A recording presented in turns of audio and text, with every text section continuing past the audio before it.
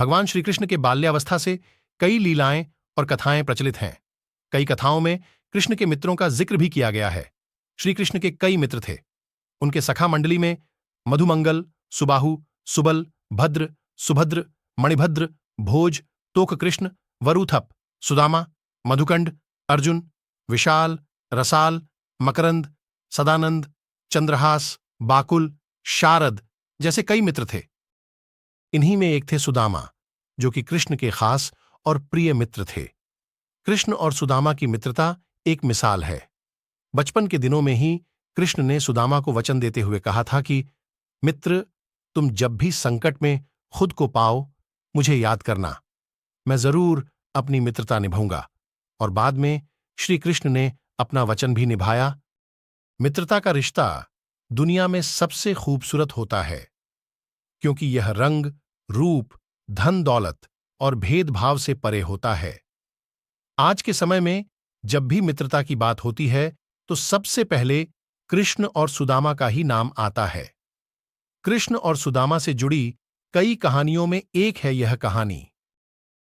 बाल्याकाल में भले ही कृष्ण, सुदामा और अन्य मित्र एक साथ पढ़ते थे, लेकिन एक समय ऐसा आया कि जब श्री कृष्ण द्वारका के राजा बन गए और उनके मित्र सुदामा इतने गरीब हो गए कि भोजन की व्यवस्था करना भी कठिन हो गया।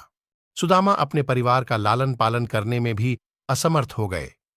तब सुदामा की पत्नी सुशीला ने उन्हें द्वारका जाकर द्वारकाधीश श्री कृष्ण से मदद मांगने को कहा। सुशीला की बात सुनकर सुदामा थोड़ा हिचकिचाए, लेकिन सुदामा के पास इसके अलावा अन्य कोई रास्ता भी नहीं बचा था।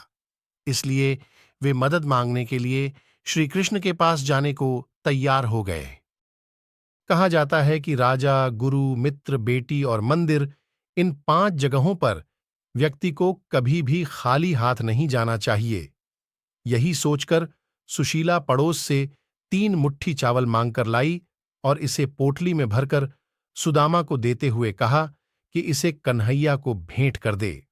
सुदामा जब द्वारका नगरी में श्री कृष्ण के महल पहुंचे तो महल के बाहर खड़े द्वारपालों ने सुदामा को हीन भावना से देखते हुए पूछा कि वह यहां किस लिए आए हैं। जब सुदामा ने अपना परिचय दिया और कहा कि वे कृष्ण के मित्र हैं, तो द्वारपालों ने भीतर जाकर यह बात कृष्ण को बताई।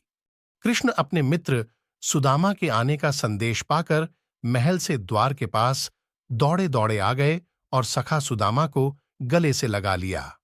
कृष्ण सुदामा को महल के भीतर ले गए और उन्हें अपने राज सिंहासन पर बैठाकर अपने आंसुओं से उनके चरण धोए। कृष्ण को देख उनकी पटरानियां और महल में मौजूद सभी लोग आश्चर्यचकित रह गए। सभी यह सोचने लगे कि द्वारकाधीश ये किस व्यक्ति के चरण धो रहे हैं। कृष्ण ने वहां मौजूद सभी लोगों को बताया कि ये उनके सखा सुदामा हैं। कृष्ण ने जब सुदामा से कहा कि वह उनके लिए क्या संदेश लेकर आए हैं, इतना सुनते ही सुदामा को लज्जा आ गई और उन्होंने अपनी पोटली छिपाकर कहा, कुछ भी नहीं। इतने में कृष्ण बोले, क्यों झूठ बोलते हो सखा? क्या आज भी बचपन की तरह तुम मेरे हिस्से के चावल खाना चाहते हो? कहते हुए कृष्ण ने खुद ही सुदामा से वो पोटली ले ली और चावल खाने लगे। जैसे ही कृष्ण ने एक मुट्ठी चावल खाई तो इसके बदले उन्होंने सुदामा को एक लोक की संपत्ति दे दी। इसके बाद कृष्ण ने दूसरी मुट्ठी चावल खाकर सुदामा को 2 लोक की संपत्ति दे दी। लेकिन कृष्ण तीसरी मुट्ठी चावल खाने जा ही रहे थे कि रुक्मणी उन्हें रोकते हुए बोली, प्रभु, यदि आप 3 लोक की संपत्ति इन्हें दे देंगे तो अन्य सब जीव और देवता कहां जाएंगे? रुक्मणी की बात सुन कृष्ण रुक गए।